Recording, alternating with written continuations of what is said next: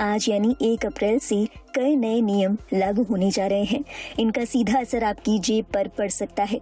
इनमें एलपीजी की कीमतों से लेकर mutual fund, FD, bank account और यूपीआई पेमेंट से जुड़े कई बदलाव शामिल हैं।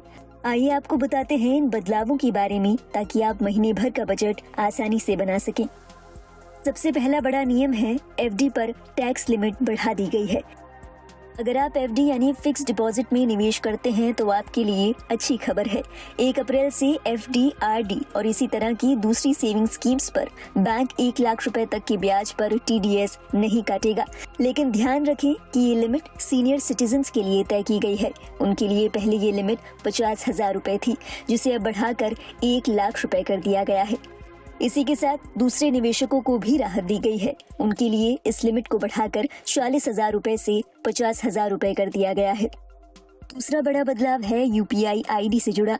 1 अप्रैल 2025 से एनपीसीआई यानी national payments corporation of India fraud और फिशिंग स्कैम को रोकने के लिए पिछले 12 महीनों में इस्तेमाल न की गई यूपीआई आईडी को डिसेबल कर देगा।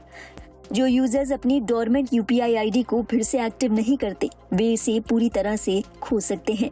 ऐसे में अगर पिछले 12 महीनों से आपने किसी यूपीआई आईडी का इस्तेमाल नहीं किया है तो आपको उसे फिर से एक्टिव करना होगा। इसी के साथ एनपीसीआई ऐसे मोबाइल बैंकों के यूपीआई ट्रांजैक्शंस को बंद करने वाली है जो काफी लंबे समय से इनएक्टिव हैं।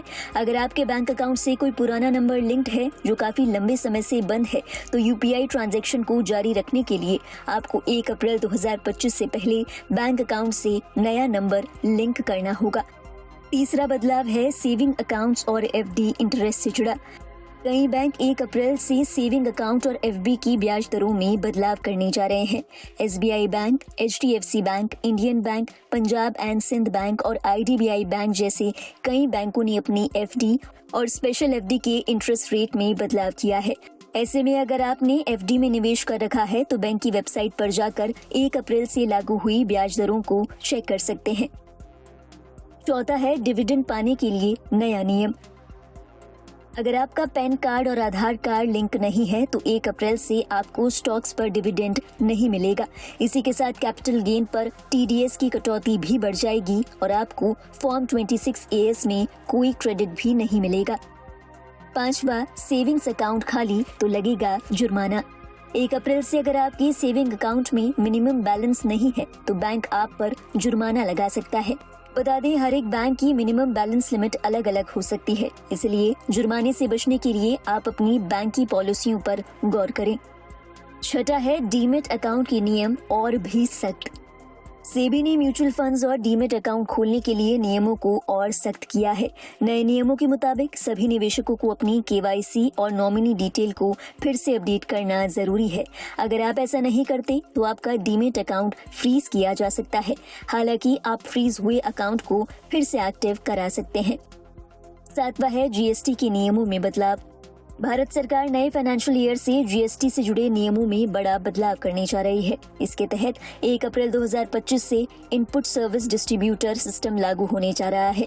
इस बदलाव का मकसद राज्यों के बीच टैक्स रेवेन्यू को सही डिस्ट्रीब्यूशन की गारंटी देना है। इस नए सिस्टम के तहत न केवल राज्यों के बीच टैक्स रेवेन्यू डिस्ट्रीब्यूट होगा, बल्कि व्यवसायियों को भी अपनी टैक्स लायबिलिटी को बेहतर तरीके से मैनेज करने में मदद मिलेगी। पांचवा है डेबिट कार्ड से जुड़े नए नियम। अगर आपके पास रुपे डेबिट सिलेक्ट कार्ड है तो गौर करें। नए नियम के तहत 1 तिमाही में कॉम्प्लीमेंट्री डोमेस्टिक लाउंज विजिट और चुनिंदा लाउंज में 1 साल के दौरान 2 इंटरनेशनल लाउंज विजिट की सुविधा मिलेगी। इसके अलावा दुर्घटना में मृत्यु या परमानेंट दिव्यांगता के लिए 10 लाख रुपए का एक पर्सनल एक्सीडेंट कवर भी मिलेगा। वहीं तिमाही में एक फ्री जिम मेंबरशिप की सुविधा भी मिलेगी। नवा बदलाव है यूपीएस की शुरुआत। नए टैक्स ईयर की शुरुआत के साथ 1 अप्रैल से केंद्रीय कर्मचारियों को गारंटीकृत पेंशन देने वाली यूनिफाइड पेंशन स्कीम यानी यूपीएस की शुरुआत होने जा रही है। पोर्टल पर 1 अप्रैल से केंद्रीय सरकारी कर्मचारी अप्लाई कर सकेंगे। अगर कर्मचारी यूपीएस के तहत पेंशन पाना चाहते हैं तो उन्हें यूपीएस का ऑप्शन सिलेक्ट करने